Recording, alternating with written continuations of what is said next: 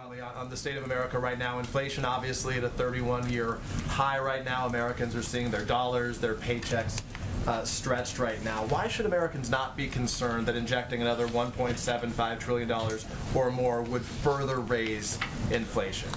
Because no economist out there is projecting that this will have a negative impact on inflation. And actually, what it will help do is will help increase economic productivity. It will help economic growth in this country. That and the Build Back Better agenda will help reduce inflation, will help cut costs for the American people over the long term.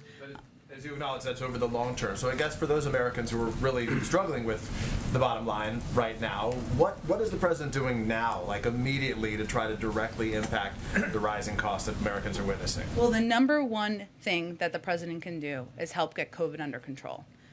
That we know is the root cause of inflation and the price increases we're seeing for a range of reasons.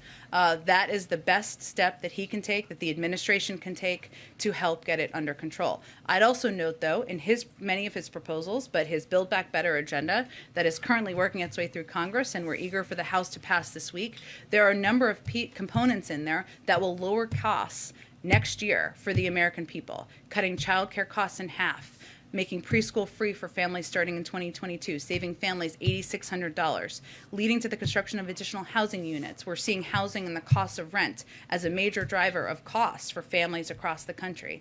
And even on issues like negotiating prescription drugs, there are people across the country that are paying a lot of money out of pocket for insulin. It will cap the cost at $35. The president has a plan for lowering costs for the American people. No one is denying that inflation and any element of raising costs is an issue for the American people. The question is, what are the solutions? We're proposing solutions. In the short term, we have to continue to get COVID under control. In the medium and long term, we want to pass this agenda, which economists will tell you, including Nobel laureates, this will help address inflationary issues over the long term. Go ahead.